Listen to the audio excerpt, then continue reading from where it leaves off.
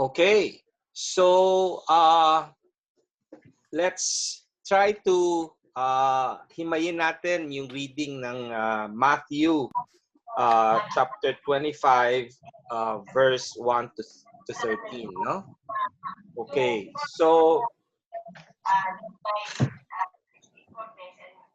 on verse number 1, the story of the kingdom of God daw. Tita Mercy, ano daw kinompare ni Saint Matthew ang kingdom of God?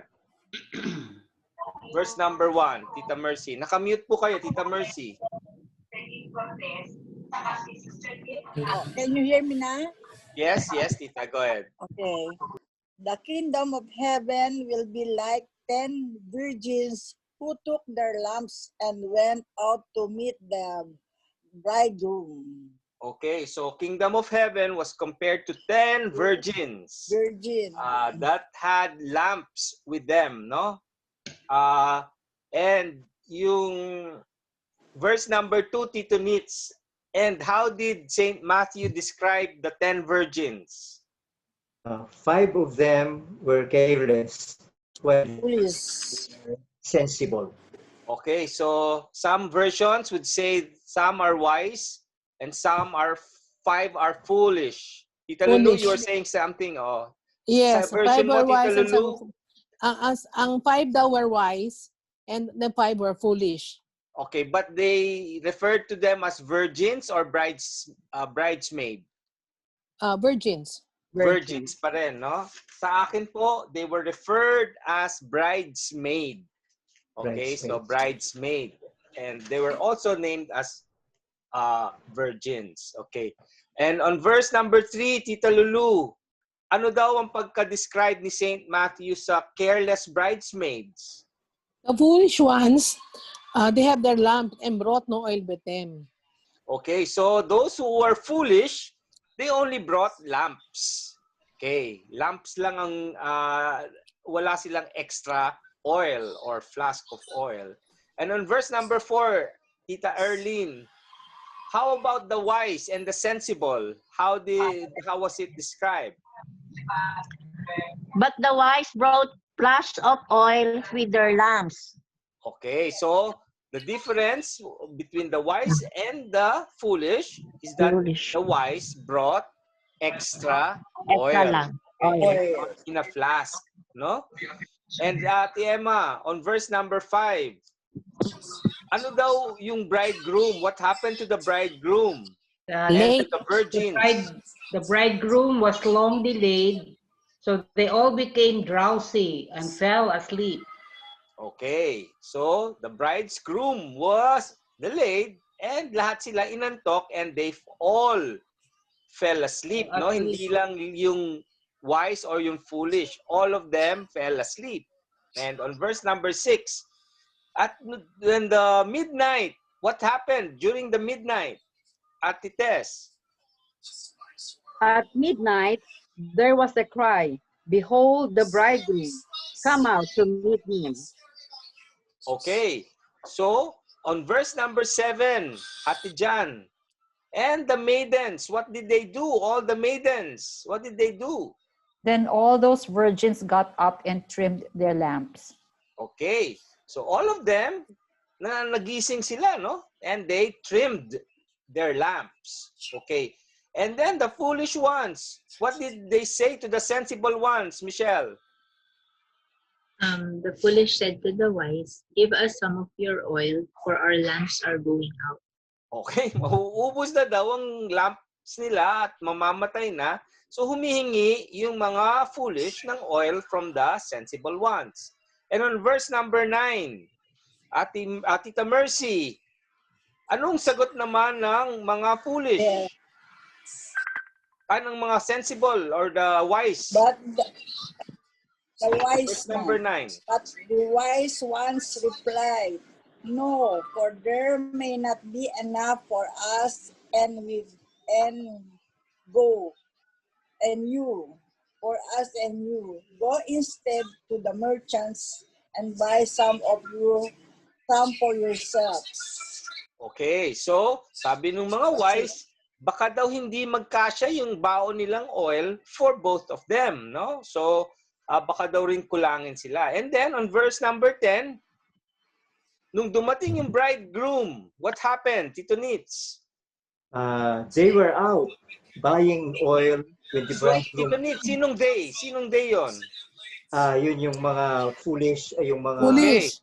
Okay. virgins. Those, They were out buying oil when the bridegroom came. And those who were ready went with him to the In wedding the feast. wedding feast. okay, And the so, doors were shut. and anong nangyari sa pinto, Tito Nitz? The doors were shut and locked. The doors were shut, no? So, sinara na ang pinto. And verse number 11, Tita Lulu, later, what happened later? Afterwards, the virgins who bought the oil came and said, Lord, Lord, open the door for us. Okay, pero anong sagot naman, Tita Erlyn, nung gatekeeper or nung Lord or nung bridegroom? Verse 12, Tita Erlyn, nakamute po kayo. Hindi maganda reception natin. Okay. But he said and replied, Amen, I say to you, I do not know you. Okay, so sabi ni Lord, the bridegroom said, I do not know you. No, truly, I don't know you. And verse number 13, ano ang paalala ng ating Panginoon sa mga kausap niya? Verse 13, Ate Emma. Therefore, stay awake, for you know neither the day nor the hour. Okay, so ang sabi ni Jesus is the lesson is always stay awake, for you do not know when the hour will come, no? So, yan ang sinabi sa atin ng ating gospel for this afternoon. Okay. So, let's try to recall what happened, no? Let's try to understand. Okay? Can everybody see my screen? Yes. Wala Okay. pa eh. Wala pa. Yan. Okay, so ang nangyari sa Matthew, Wala pa yung before anything else, the gospel this Sunday is now the start of the 5th discourse of Matthew, no? Napakinggan natin yung Sermon at the Mount. Then we understood what the Sermon at the Mount, no, nung All Saints Day. We talked about the kingdom of God, no, in the previous Sundays. Yung mga parables about the kingdom of God. And then also the warning of to the Christian community, yung mga fraternal forgiveness.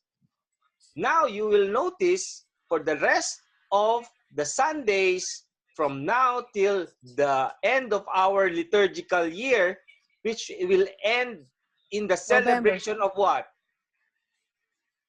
Our liturgical year ends what? With what feast?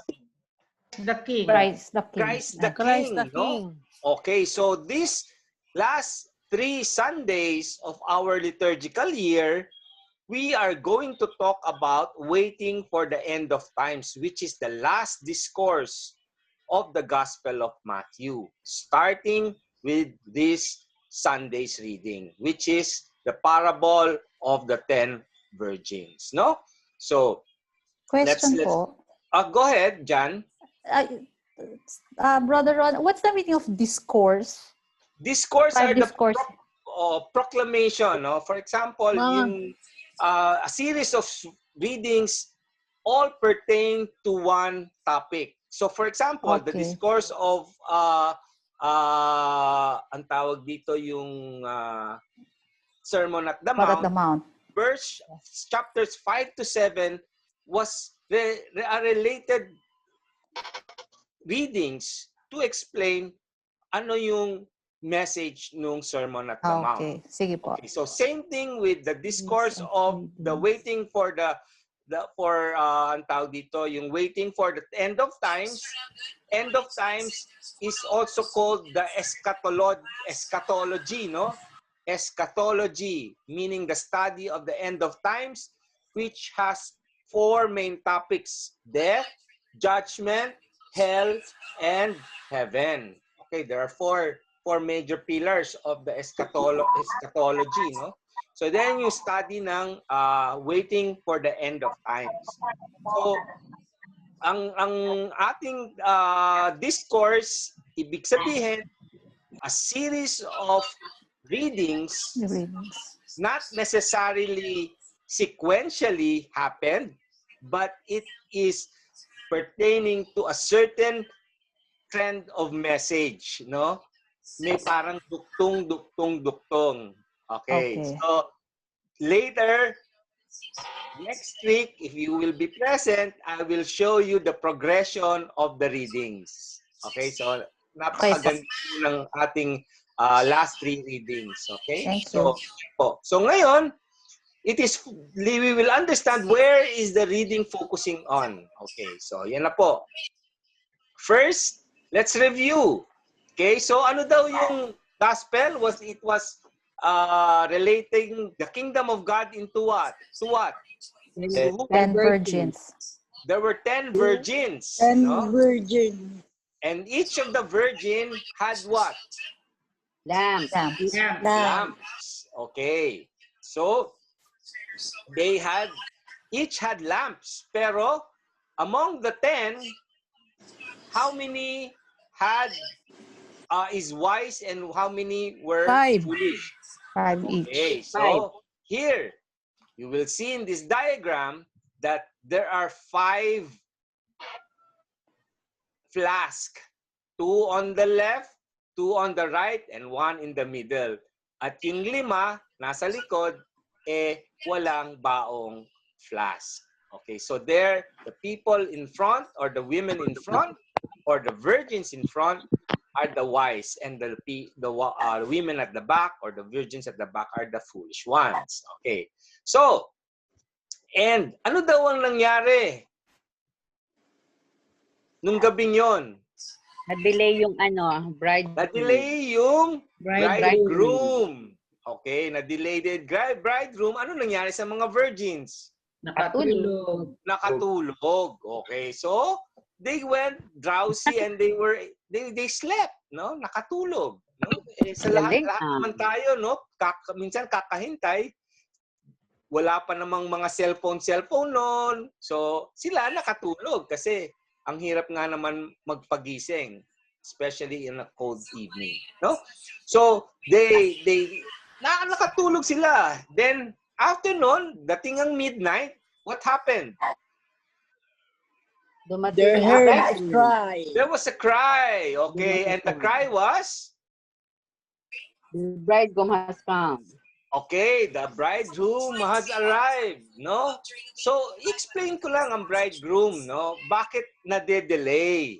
Ano bang nangyayari? Because what happened is, during the time of Jesus, when there's people who get married, ang bridegroom, pinapasyal yan sa buong village or buong town, no? Para iwagwag ang kanyang bagong asawa. Kumbaga, para makita ng mga tao, ito na ang bago kong asawa. This is my bride. I am the bridegroom. So sometimes, they wouldn't know gaano katagal babalik ang bride and the bridegroom. So that's why it is the arrival of the bridegroom would have been delayed. Okay, so hindi nila exactly alam kung kailan dadating. So, nung ang tawag dito, nung nag-sound yung trumpets at yung mga nag-announce na the cry of the bridegroom is coming, anong nangyari sa mga virgins? They got up. They got up and what? Trimmed their lamps. Trimmed their lamps. Okay. So, inayos nila yung lamps nila, no? Trimming of the lamps, meaning yung wick inaayos, kung mahaba pa ba or hindi, or yung oil, kung wala na, dadagdagan nila ng oil. So apparently, those, anong ginawa ng mga foolish ones who thought their oils were running out? What did they do? They asked Bumili, for some oil. lumabas, bumili ng oil. Before they bought oil, they asked first the sensible ones or the wise ones kung pwedeng Kahingi. makahingi. Hingi. At pahingi naman kasi naubos na yung aming oil. At anong sagot naman ng mga wise? No, there may not be enough for Will not us. be enough. Bahala kayo, sabi ng mga wise. Bumili Baka kayo. hindi magkasya sa amin at sa inyo ang aming oil. Okay, so kumbaga sabi yung manigas kayo, no? Meron kaming oil. Okay, so ngayon ang nangyari for those who wise virgins who had the thought of bringing in extra oil, what happened to them? They went inside with the bridegroom. They went inside with the bridegroom to celebrate the Feast. the wedding feast. Okay. Kaso yung mga foolish, what did they do? They bought oil, pero anong nadatnan nila? Pagsarahan ng gate. Nasarahan sila ng gate at nung kumakatok The sila, door anong was sabi? Okay, the doors were shut and locked, no? At ang sabi ng Lord, anong sabi na sa kanila? What did the Lord tell them? I do not know you. I do not know you. And the main message of this gospel is what? To stay awake because you neither know the day or the hour. the day or the hour the Lord will come. Okay, so yan po ang ating mensahe this Sunday. Gospel. Okay. So, ano ba sa tingin nyo ang mga ipinapahiwatig ng gospel natin? What is the gospel telling us? First and foremost. Be prepared. Be prepared. What else? We need to be ready. To be ready. Be prepared. Be alert. Be What alert. else? Be what? Alert? Be alert. Oo, be alert. What else? Ano pa?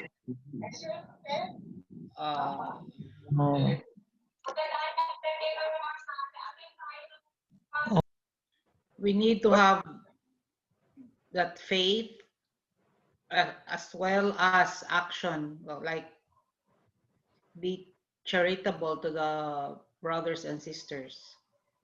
Okay, pero wala naman specifically pagkasabi, no? But this is already what is being implicitly asked, no? The faith, right? Yeah. No? Hindi naman talaga nasabi sa text, pero tama, Ate Ems, it is what is implicitly being asked, no? But if you put everything in the context ng text, what else do you see? What else do you see? You have to be resourceful and always have all the necessary materials. Oh, resourceful. Yes, Tito Nitz, no? Pwedeng, when you are resourceful, you are already thinking way ahead. Tama po ba? No? Because... And also, being proactive. Oo, proactive. Yes. And we should do some sharing. Sharing. Hindi nga sila We should do some sharing. Oo, pag-usapan natin yan, Tita Lulu later, no? Ano yung, may point po kayo, sharing, but let's talk about that later, no? So what Hindi else? namigay ng oil eh. Ay, hindi share. Pag-usapan po natin yan, Tita Lulu. Ano pa ang napapansin nyo about the reading? Yung waiting for the bridegroom. Waiting, exactly, waiting, no? Because hindi naman sinabi anong oras dadating, right? Yes. And it We also should said have patience, ma? patience, yes. Patience. Patience. And perseverance, no? Perseverance, no? What else? Ano pang napapansin nyo?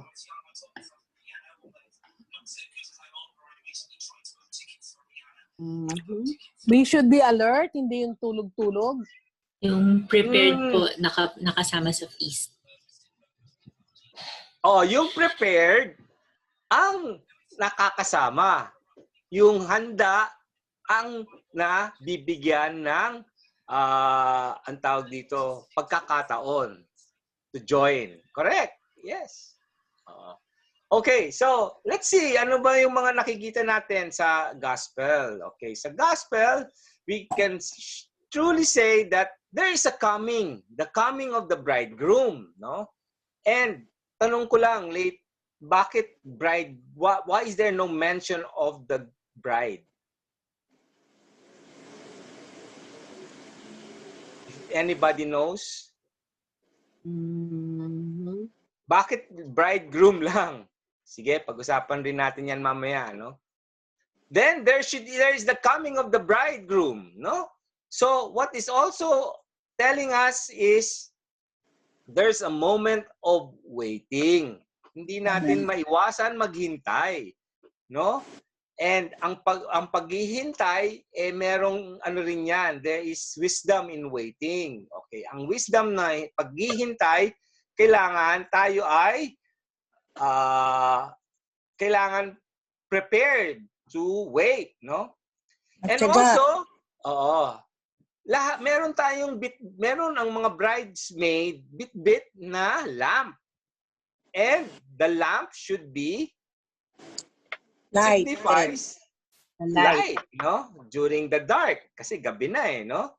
It has to signify that parang kailangan magbigay ilaw, no? Magbigay ilaw sa dadating, sa merong which is the bridegroom, no?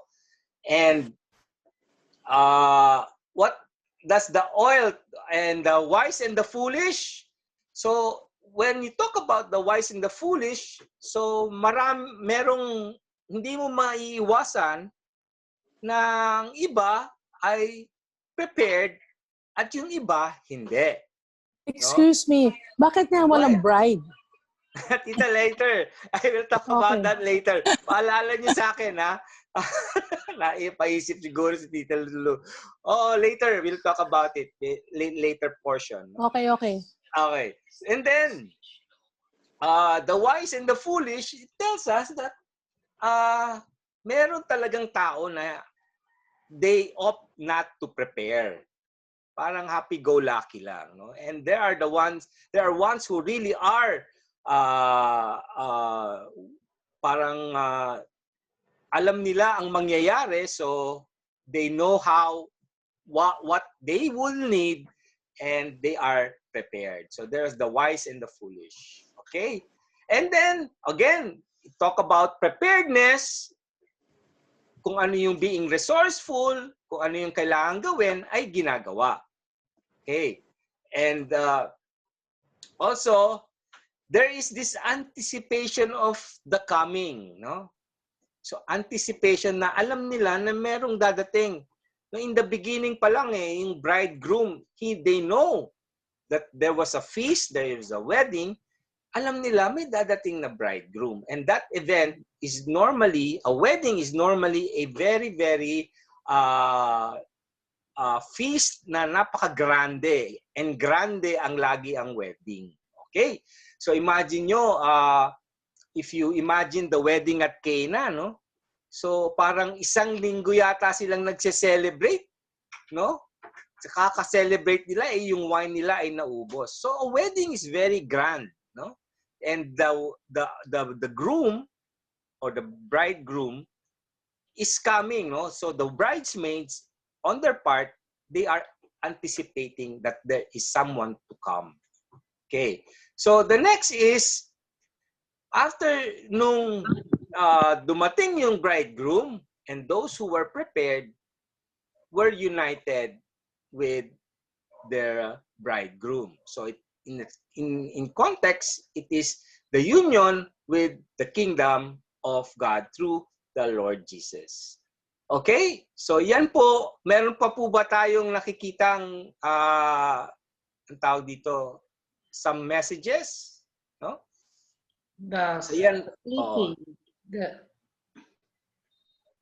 the sorry? sleeping sleeping. Ay, yung tulog. Yung Yeah. tulog, yes, is part of the moment of waiting, no? Yes.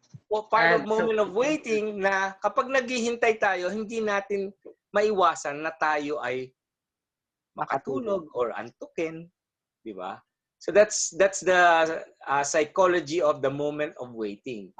So sa kakahintay mo, let's face it, no? Kahit naman tayo naghihintay, antukin tayo eh, especially pag gabi na. So same thing, later I will also talk about what is the meaning or symbol of that moment of waiting. So pag-uusapan din po natin 'yan. Paalala niyo lang sa akin, no, kung kung yung mga dapat nating pag-usapan. But what I'm trying to do now is just getting the text and the context of the reading. Okay? So, yan po ang sinabi sa atin ng gospel. So, let's look at the first reading from the book of wisdom. What is it telling us? A reading from the book of wisdom. Okay. Resplendent and unfading is wisdom, and she is readily perceived by those who love her, and found those who seek her. She hastens to make herself known in anticipation of men's desire. He who watches for her at dawn shall not be disappointed, for he shall find her sitting by his gate. For taking thought of her is the perfections of prudence, and he who for her sake keeps vigil shall quickly be free from care, because she makes her own rounds, seeking those worthy of her, and graciously appears to them in the ways, and meets them with all solicitude. Solitude. Solitude. Okay. The word of the Lord. Thanks be. To God. Thank you, Tita Erlene. Anong pong version ng inyong Bible? Parang ang lalim. Yung 3:6. Okay. From the 360. Okay. Sige po. Okay. So, here, in the Book of Wisdom, we all know that Book of Wisdom is taken from the text of the Wisdom of Solomon. No? So, panay mga wise thoughts of the King Solomon, whom nung nagdasal siya sa Panginoon, hiningi niya is actually wisdom how to lead his people. So, here in the Book of Wisdom, it talks about, he's describing what is wisdom all about. Okay. So, on verse number 12, Tita Mercy, verse number 12, ano daw ang pagka-describe ng author about wisdom? It is resplendent and unfading is wisdom, and is readily perceived by those who love her, and found by those who seek her. Okay, so ang wisdom daw, the wisdom is actually talking about the wisdom of the Lord, the wisdom of Yahweh. At sinasabi niya dito is the wisdom of God ay resplendent, meaning luminous, no? Hindi daw kumukupas. It is not tarnished, no? In the end, she is willingly seen by those who love her. So mga nagmamahal sa wisdom ng Panginoon ay madali nilang nakikita ang wisdom.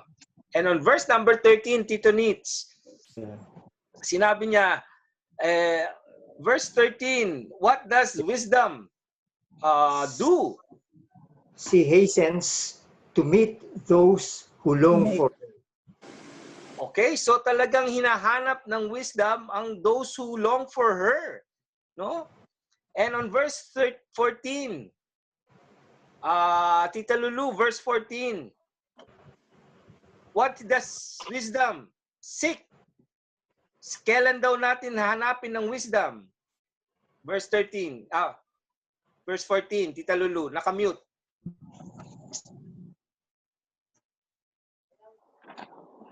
Nakamute, Tita Lulu. Mute. Okay. Yan. Go ahead. Ayan. Verse 14. For he who watches for her at dawn shall not be disappointed, for he shall find her sitting by his gate.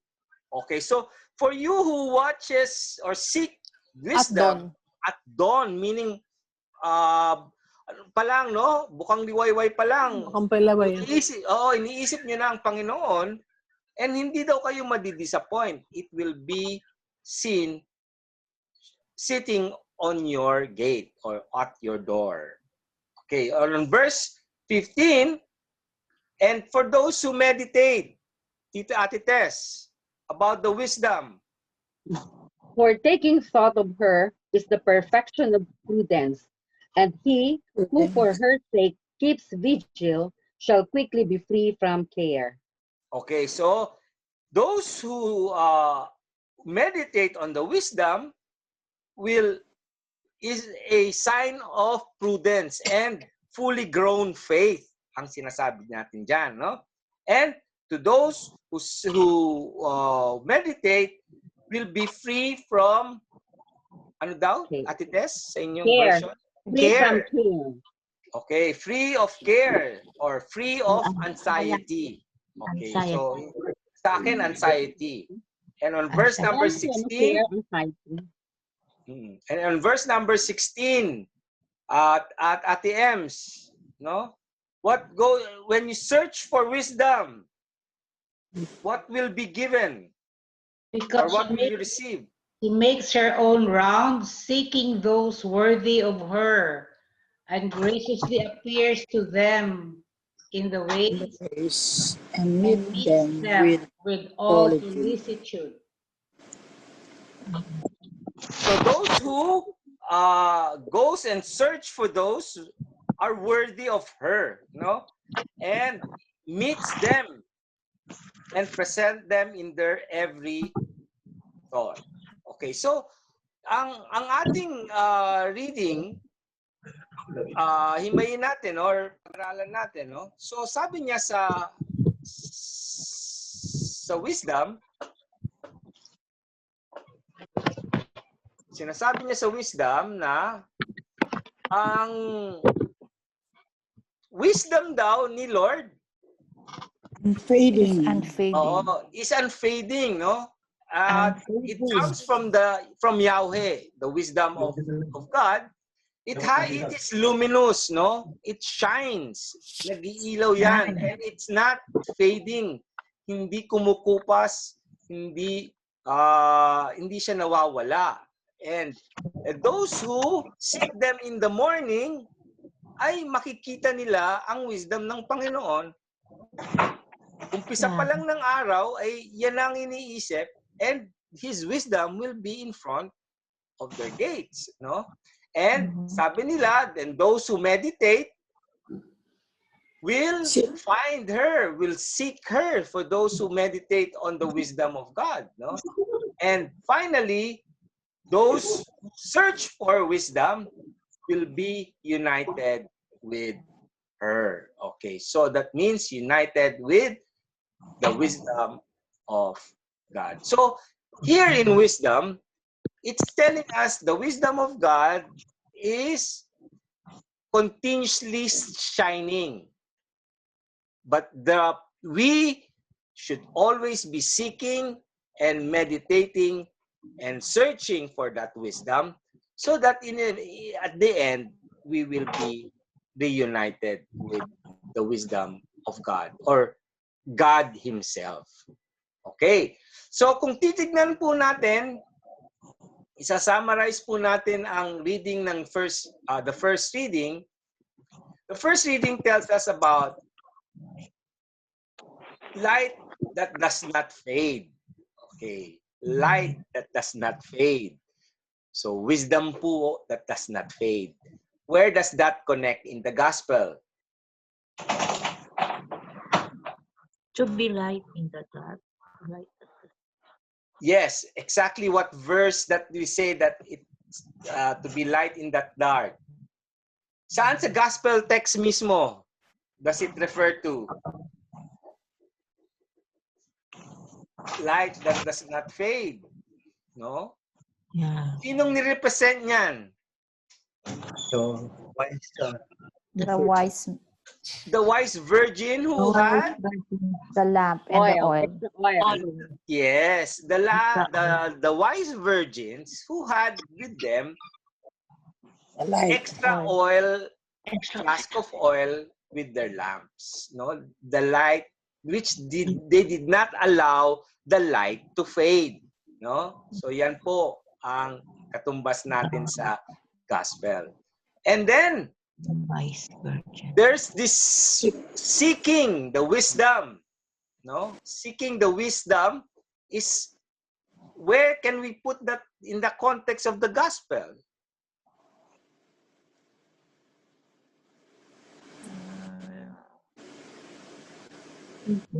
That preparedness. Tunits, you were saying? Yeah, that is in dun sa kanilang pagiging prepare or the preparedness of the wise virgins. Yes. Oh, pwede rin natin sabihin na they knew what was coming. So they need to seek for being prepared, no? So nagdala sila ng oil. And another point we can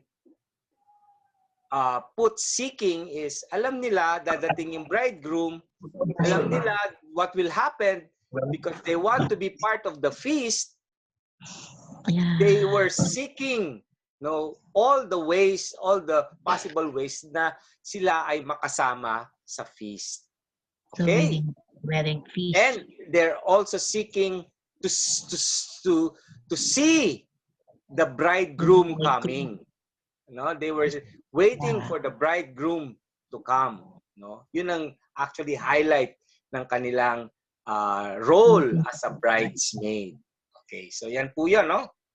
And then when they meditate, well, actually it's the same as the seeking and meditate, no? Pinag-iisipan nila kung anong kailangan nilang gawin, no? And then you will be free. Free of what? Sabi niya. Free of worries. Free of worries. Worries and Anxiety. stress. Of anxieties. Saan natin makita yon sa gospel? Being prepared.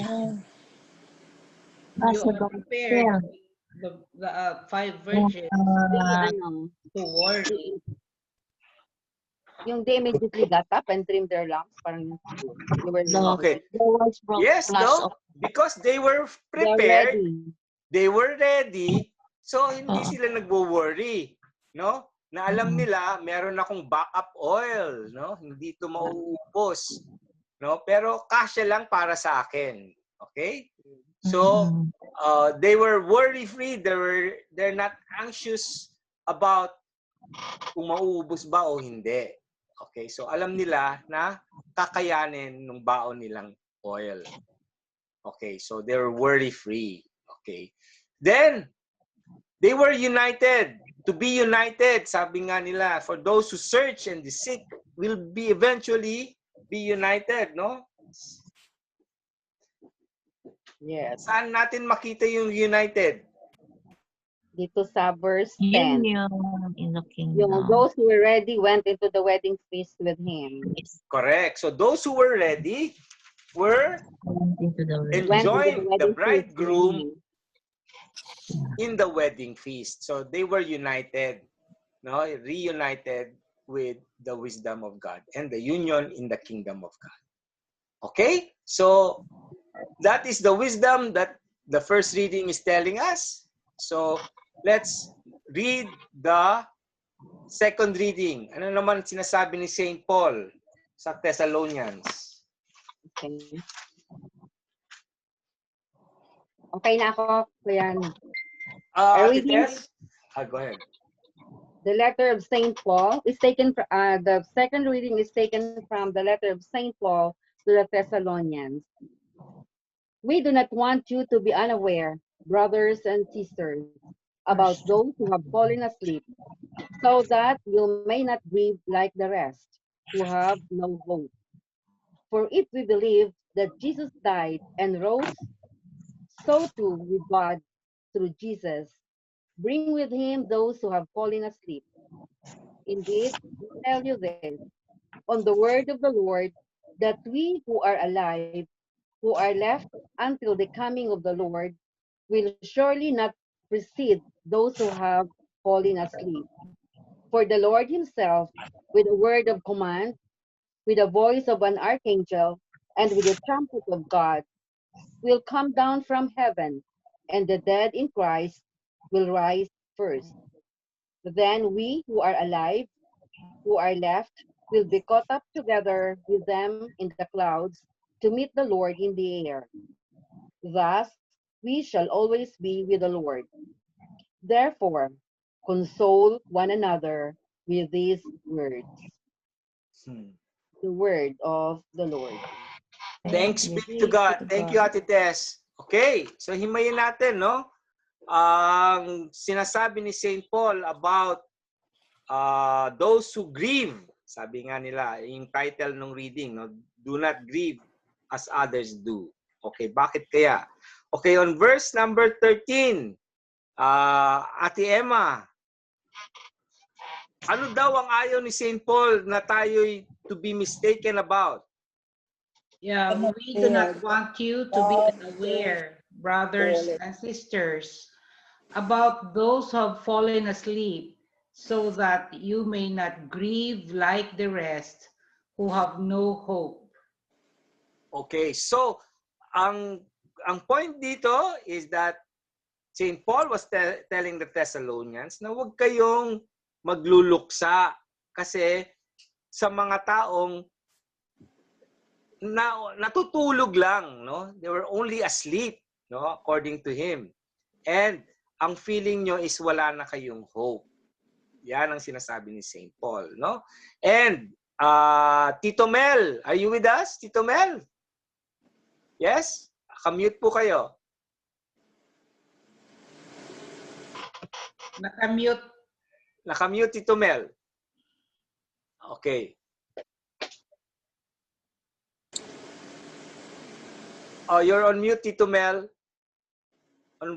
On verse 14, what did St. Paul said about Jesus who died? Tito Mel, on verse 14, what did Jesus say about those who St. Paul say about Jesus that died? For if we believe that Jesus died and rose, so too will God, through Jesus, bring men with him who have fallen asleep. And what will God do? Indeed, we tell you this, on the word of the Lord, that we who are alive, who are left until the coming of the Lord, will surely not precede those who have fallen asleep. Okay. So on verse number 15, Ate Rose, are you with us, Ate Rose? Mukhang nasa opisina ka pa, Ate Rose, ha? Okay. On verse 15, ano daw sabi ni St. Paul, by the same resurrection of our Lord, what will happen? Verse 15. We can tell you this from the Lord's own teaching, that we who are still alive for the Lord's coming will not have any advantage over those who have fallen asleep. Okay, so ano ibig sabihin no? Na tayo daw, na kahit na buhay pa, wala naman tayong, we're not step ahead to those who have been asleep. Those who have died, no? Okay. So yan po ang sinasabi ni St. Paul. And verse number 16, Tita Angie, are you with us? Tita Angie? Wala. Or si ano na lang, Ate Jan. Ate Jan. On verse 15. 15? And ano daw, verse 15. Sabi niya ng St. Paul, and at the command of the archangel, what will happen? 16 na. Indeed, Verse 16, sorry, verse 16. for the Lord himself, with a word of command, with the voice of an archangel, and with the trumpet of God, will come down from heaven, and the dead in Christ will rise first. And on verse 17, sino daw ang susunod after those who have died? That the Christ will rise. Sinong susunod? At Michelle, verse 17. Then we who are alive, who are left, will be caught up in the clouds together with them to meet the Lord in the air. So we will be with the Lord forever. Okay, we will meet the Lord. No, kahit buhay pa daw tayo, we will meet the Lord in the air. So parang yan yung second coming, no? Body and soul, we will be ang tawag dito, assumed to heaven, parang si Mama Mary, no? And ang sabi ni St. Paul, that what should the Thessalonians do with each other? Tita Mercy, on verse 18. Therefore, they should console one another with these words. Okay, so yan daw ang gagawin ng mga Thessalonians. You console each other. Huwag kayong mag-grieve sa mga namatay. Okay, so because they are just all asleep, no? So tignan natin review natin, no, ang second reading, no? So sinabi niya sa second reading na first, we are only asleep, no? Sa mga namatay, and those, meron pong context, no? Those who died who are faithful. Kaya nga tayo sa All Souls Day, the faithful departed. Ang pinagdadasal natin, the faithful ay only natutulog. We are all just sleeping because ano nga yung promise ng second coming? Body and soul, we will all rise to heaven. Okay, so ang sinasabi diyan sa context ng asleep ay tulog lang yan, no? Those who have died are only asleep. Okay? So, and because of the virtue of the resurrection of the Lord, tatawagin daw tayo. Una, ang mauuna ay sa angels command. Sino daw ang mauuna? Archangel. Right first. The archangels command, no? The archangels command. Tayo daw ay, ang mabubuhay daw ay makakasama ang Panginoon, pero mauuna ang mga namatay. The first who died, with Christ. Those who have to rise. Will rise first. Okay. And then the second will be tayo. Okay. And we will all be joined by Christ in the clouds, in the air. So yan po ang comfort that we should know. No? So again, off topic lang po, ano? When kasi ang dami kong nakikita, no? Pag may namatay po at birthday, anong sinasabi natin? Happy birthday in heaven. Okay, yan. Tama ito sa akin, Brother Ronald. Please don't take this negatively, no? Please, no? Let me explain. Yan po ang lagi kong naririnig. Happy birthday in heaven. Ang birthday, Facebook. ang birthday po natin dito sa mundo is what we call the temporal birth. No? Pag tayo ay nag-celebrate dito ng birthday, it is our birthday here in this world.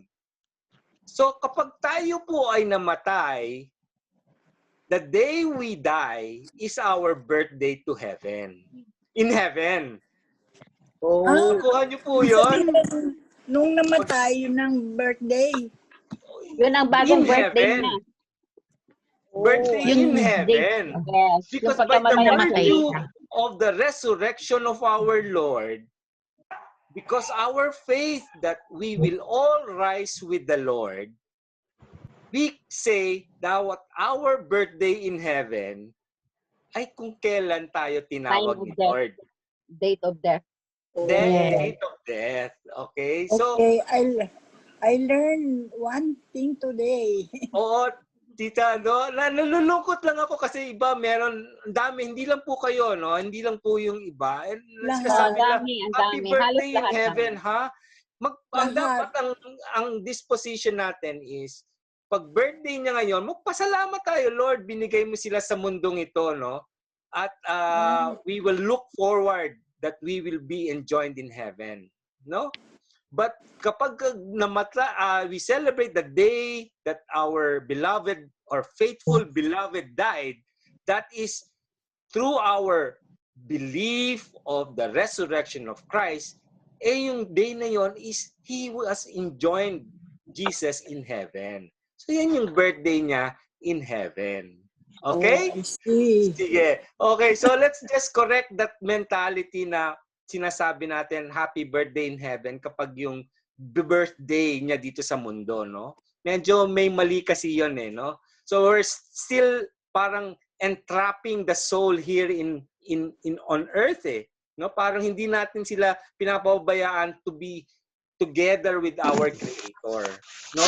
Then sinasabi nga dito sa Thessalonians, last verse, ano yung sabi sa last verse? Comfort everyone with these words, that through the resurrection of Christ, we will all go and meet Him in air, no? Sa clouds or in the celestial world. Okay? So, I hope something new you've learned this today, no? So, about yes, brother. this resurrection, no? I know na.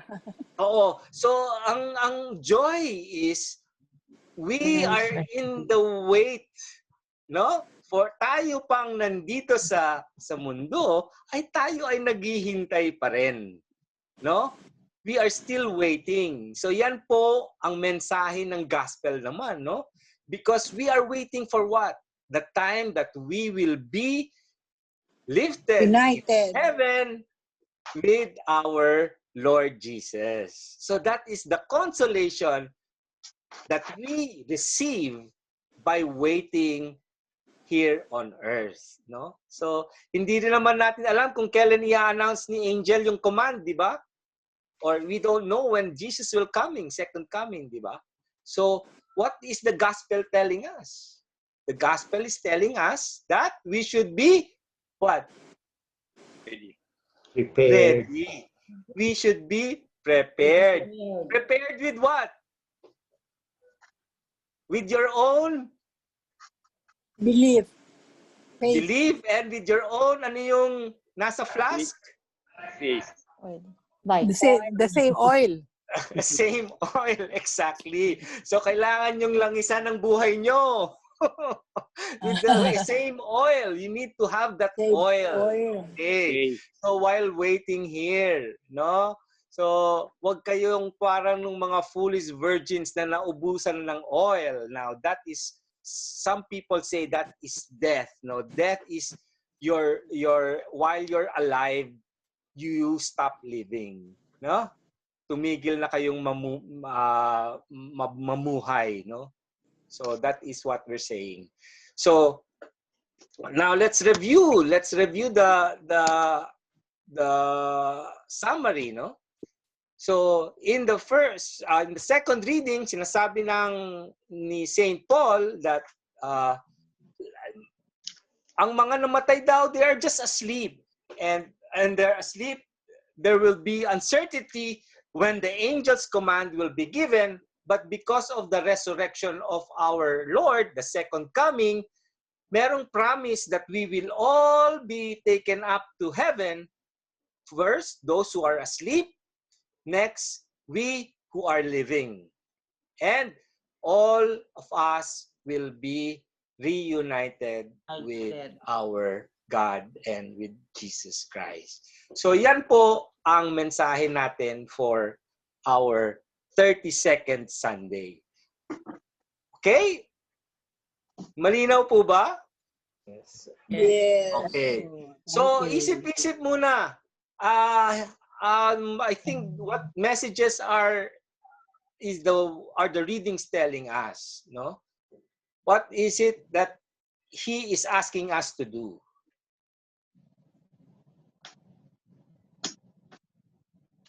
Okay, I will probably just give you a few moments to reflect.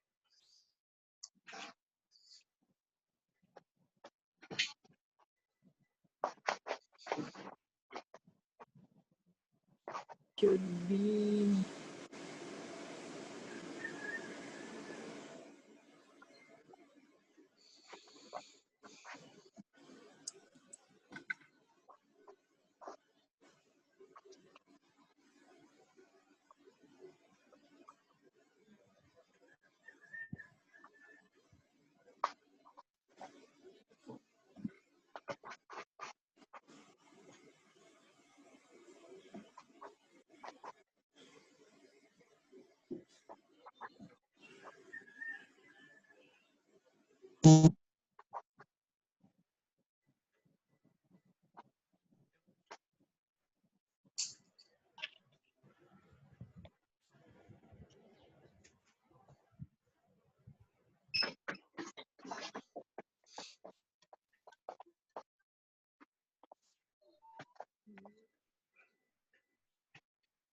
Okay, so before we formulate our hibla or our one message theme, one line theme or short theme, is I'd like to share with you the rich, very, very rich wisdom of the gospel. No? Nung pinag-aaralan ko po yung reading, ay nagugulat rin ako na ganon ang pagka-interpret nung context of the text. Again, I always say, read the text in context. No? So alamin natin bakit ginamit wedding, bakit ginamit ang bridegroom, bakit wala ang bride, bakit lamp, bakit oil, pwede namang firewood, yeah? Bakit ang tawag dito, virgins, or bakit yung bang mga ganung tanong. So in a way, there are some symbols and some symbolisms that I'd like to share with you, no? So, tignan muna natin yan bago natin ipagtahi-tahi ang ating hibla. Okay, so here, no? First, the context. Okay, unang-una, the 10 virgins. Who do you think the 10 virgins are being addressed? Sino kaya itong mga 10 virgins? Tayo. The church. Yes. Tama yun, no? But in the, tama yun, Ate Ems, it also speaks to us now. No, we are the 10 virgins. No? So, it is actually, in the time when this was written, it was addressed to the disciples also, no? It was disciples, and in our time today, it is us. Okay, bakit natin nasabing 10 disciples? Bakit meron bang foolish disciples? Meron bang disciples na hindi prepared? Meron, wala? Meron. Meron. Tito Bel, saan? Where can you see from the text, Bible text, no? So, if I may, no, meron sa Gospel ni John, some followers followed, others fled. No? If you get to read the discourse of John on the bread and body of Christ, you will later see this text. Basahin natin, no? This was the text when Jesus said, I am the bread of life. Whoever eats me will have eternal life. So, upon hearing this, sabi ng mga disciples, many of the disciples said, this is a hard teaching. Who can accept it? Aware that his disciples were grumbling about this, Jesus said to them, does this offend you? Then what if you see the Son of Man ascend where he was before? The Spirit gives life, the flesh counts for nothing. The words I have spoken to you, they are full of the Spirit and life. Yet there are some of you who do not believe. For Jesus had known from the beginning which of them did not believe and who would betray him. He went on to say, this is why I told you that no one can come to me unless the Father has enabled them. From this time, many of his disciples turned back and no longer followed him. Okay, so these were disciples. There were also disciples that after hearing that Jesus is the bread of life, hindi nila matanggap. No, they cannot eat the flesh. Actually, they thought that Jesus will give them his actual flesh. But ibang kind of bread of life ang sinasabi ni Jesus. So, again, at that time, there are some followers who could not really believe that Jesus is the Messiah. And ano. Same thing with the two disciples on the road to Emmaus. No? Kung hindi nagpakita si Jesus, tuloy-tuloy silang uuwi sa Emmaus. Diba? So, nagpakita si Jesus sa kanila, kaya sila bumalik. No? So, there are some who really could not accept, even after seeing all their miracles, hearing all the teachings, and they can still not follow Jesus. Okay, so yan po ang significance nung some follow, some does not. Okay? So next, the lamp. What does the lamp signify? Lamp. Anyone? Lamp. What does lamp? Light. Light. Gives light. Yes. Especially dun sa gabi na, no? Padating ang groom. It creates a parang walkway that the bride can see where he's going, correct? Yeah. And how about the oil? That keeps the lamp lighting.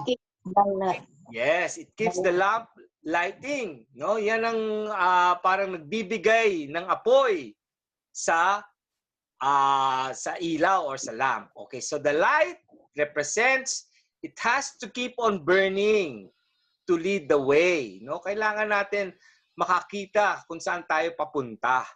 So that alam natin kung saan pupunta. At kung meron man dadating, alam nila kung saan sila dadaan. Okay? To lead the way. Okay. And it also represents our faith. No? Ang ating pananampalataya ay kailangan nag-iilaw. Same thing on the first reading, that our wisdom should be luminous. No? Kumikinang. No? And the oil represents, it kindles the fire. It makes the fire burning. No? Yun ang sinasabi. Pero it is through how do we keep our faith alive? Is through the work of our faith. Sa mga ating mga works of mercy, our faith, our humility, yan, yung ating 8 steps to holiness. Diba? The Beatitudes. Yan po ang langis ng ating pananampalataya. Okay? That's the work of salvation, for salvation. Okay? So that's what it represents. Next, Anong ibig sabihin ng drowsiness and slept? Ano kaya ibig sabihin nun? Na nakatulog. Hindi, pagka you don't do what's supposed to be to keep the faith burning. I mean, you do things that are not within the within your faith or within the path to holiness.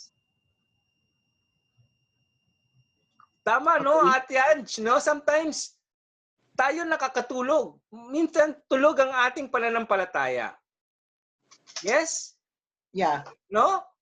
At kailangan tayo gisingin. We know that sinong gumising doon sa mga maids? May gumising sa kanila, di ba? The cry. The cry, oo. Pero, again, it tells us, as in our faith, in our life, minsan nakakatulog tayo. Sometimes our faith dwindles, sometimes we fall asleep. Merong spiritual dryness, diba also? Oh, there is called the spiritual dryness. Even Saint Teresa of Avila, she was in a spiritual dryness before she found her advocacy of helping the poor. No? So, meron tayong mga times that we think we in the right track, no? So, yan yun. Okay. And it's the oil that allows us to keep us awake. Okay. So, how about naman the arrival of the bridegroom? What does it represent? The arrival of Jesus Christ. The arrival of Jesus Christ. Okay. So, in the context of bridegroom, ano sa tingin niyo ang sinasabi? The arrival of the bridegroom. The context of the bride. Coming of the Lord. Okay, coming of the Lord in the context of a bridegroom. Anong sinasabi sa atin? To be prepared. Be prepared. When is the time or the hour? Okay. So, ganito yan, no? Pag ang wedding noon, dumating na ang bride and the bridegroom, they're already, after the wedding feast, they're now ready to consummate the wedding. When you say consummate, they are now binded together at they can now make family or baby. Okay, so ma-consummate ang wedding. Is the same context that Jesus arrived to consummate the wedding. No? The consummate the wedding ng ano?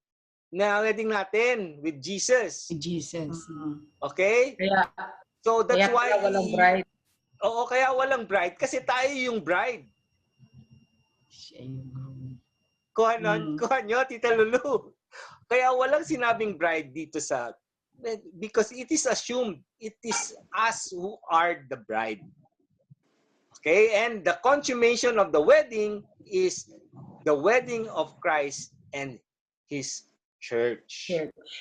Okay, so kaya na lang it's the feast, no?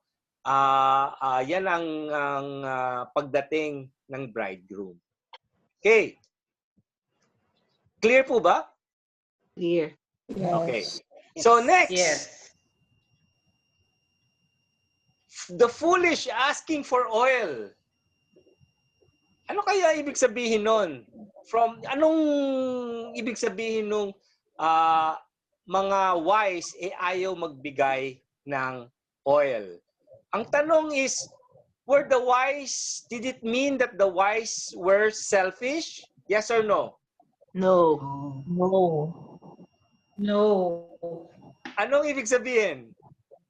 They just have enough. Yes, it may not be enough. Okay. Because I think, also the lamp, it's impossible to share the lamp, the oil from the lamp to the other lamp. Oo, may reason yun, Ate Ems, no? In this context, they were not selfish. But it's because what is the deeper meaning of that is there are things that can't be transferred.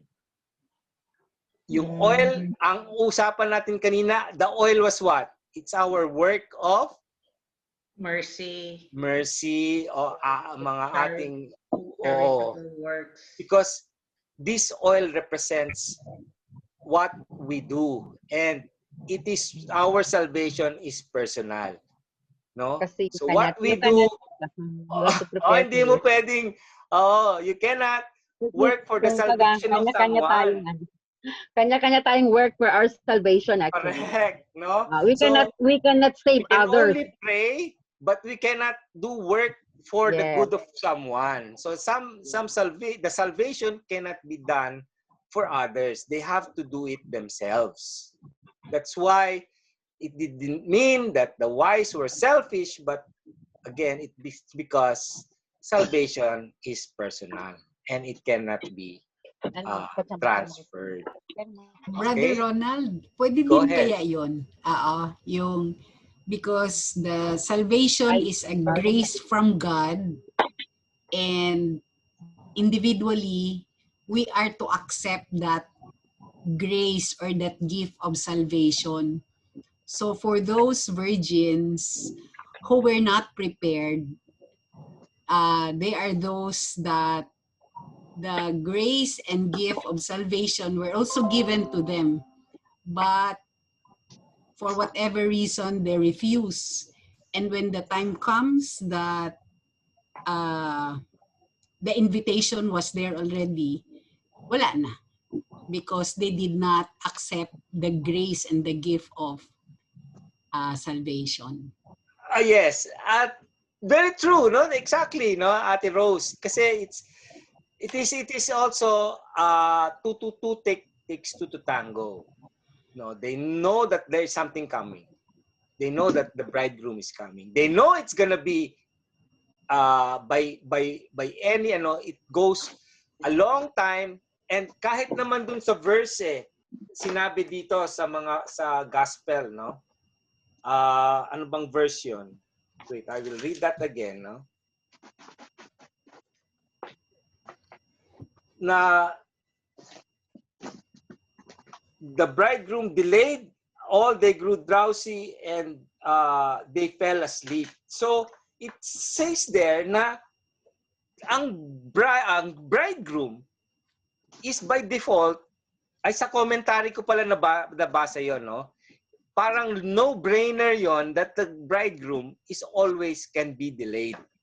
They had the perception already that the bridegroom will be delayed. And they don't know exactly what time. So that's why meron nga silang lamp, no? But the point there is the 5 foolish ones, they just brought the lamp, no? Hindi nila inisip na baka maubos. And that exactly is, they already have this perception already na matatagalan, no? And it's up to you to really think forward.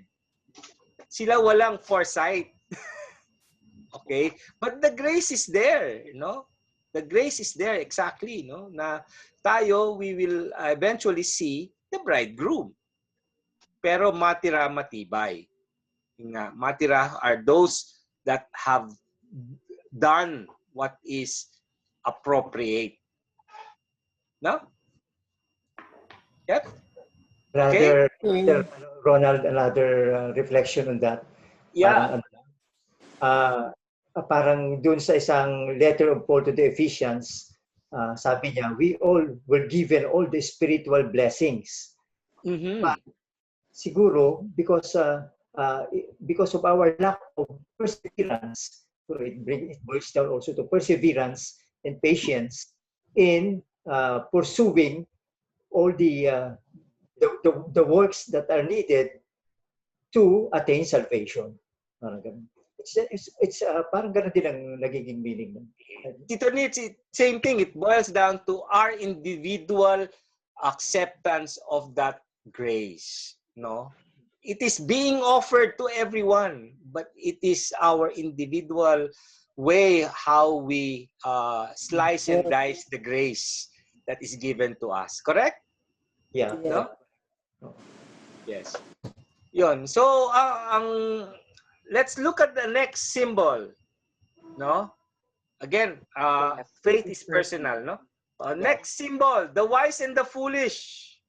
Okay, so the wise and the foolish. So the wise, again, we all know that it's because they were ready, they were prepared, they entered in the feast, while the foolish are left behind. No? So ano kaya ang symbolism nito? No? The wise, they persevered. No? The perseverance, no, and preparedness, no, and kahit na probably antok na antok sila, they are still parang confident that because they have enough oil, they are able to go and celebrate, no. And they were it is a sign of how their faith grew, no, paano lumago ang kanilang pananampalataya. How about the foolish? The foolish ones probably were the weak, no? They probably the ones that succumbed to the pleasure of life. Oh, mas masarap matulog, malamig. Pero nakalimutan na ang kanilang responsibility or obligation na dapat pala silang may magbigay ilaw sa bridegroom pagdating. Okay. Then, notice the gate. Was What closed. does the gate say? Tell us. Closed. Eternity. Okay. So, sumara sa mga hindi nararapat, no? Bumukas sa mga nararapat. Okay. That means the gate is not automatic. Hindi siya bubukas para lang sa'yo. Because merong certain qualification for it to open. No? It does not open automatically. You have to do open or close depends on the faith that you have. Okay? So, yan po ang symbolisms. Okay? So, yan po ang ating tawag dito. Yan po ang ating what we can learn about our symbolisms. May question po ba? 'Di ba parang ang lalim, 'di ba, ang ng ibig if we read the text in context, there's really very very rich in what it wants to tell us. Okay? So, given all that, what can we say about this Sunday? Ano kayang gustong sabihin sa atin? Or what is that?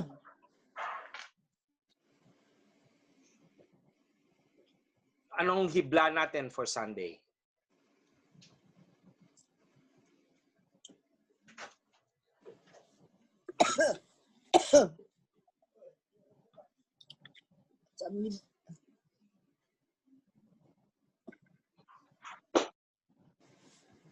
Anyone can try?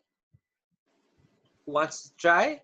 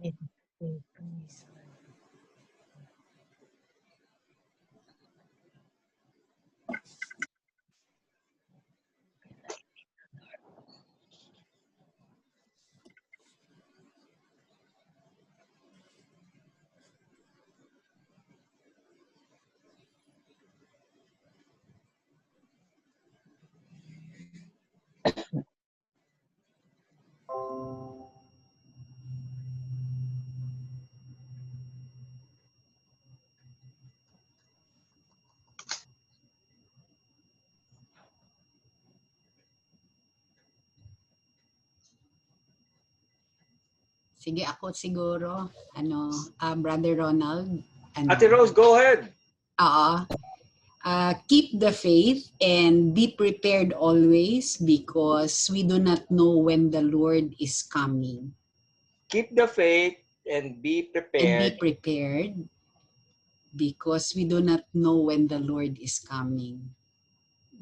Even, it's not something that we prepare for the second coming of the Lord, but even in the day-to-day living, we need to be prepared where the manifestation of that is, we live by the grace of God. So the preparedness is through our response to the simple parang day-to-day living. So we do not, personally, I do not need to prepare or I do not need to wait for that second coming, but my expression of being prepared is how I live my day-to-day life. Siguro yun lang. Yes, amen, Ate Rose, no? Tama yun, no? But that is how we meditate the wisdom of God, no? I mean, if we just understand what the first reading is telling us, na, okay, and the first thing we do in the morning is to meditate God's wisdom. And it follows that unconsciously what you are actually doing is being prepared na it takes away all the anxieties already na, di ba, doon sa first reading sinasabi niya, free from anxiety. It's because you don't need to worry because I'm prepared, no? Because I know that the oil that I have is enough. No? Okay, so keep the faith and be prepared because we don't know when the Lord is coming. Okay, anyone else? I will try. Yes, Tita Mercy. Okay, this is what I know. We should be prepared, have faith, persevere, have faith, follow the commandments of God, do an act of mercy, or do to save ourselves, not for others, then wait for the second coming to be united with God in His kingdom. Okay. Tita Mercy, medyo mahaba. We should be prepared and have faith. Have faith, follow the commandments of God. Follow the commands of God. Yeah. Do to save your soul or to save your salvation for the coming of God in His kingdom. Christ in His kingdom. Okay. So same context rin po, no? Yes, the same. Asking us to be prepared. And how do we prepare? Is we follow the commands of God, no? And the commands of God is actually the wisdom of God, no? And this is for our salvation of our soul. And again, it is the second coming of Christ. Okay, so anyone else? Me. Tita Ange, go ahead. Angie. Christian faith should be rich with acts of love and charity to be prepared when the Lord comes. So I mean to say, whether you die now or even the second coming, you're already prepared. That's what I mean. Ate Ange, Tita Ange, medyo mabilis. Christian faith is? Christian faith should be rich, mayaman.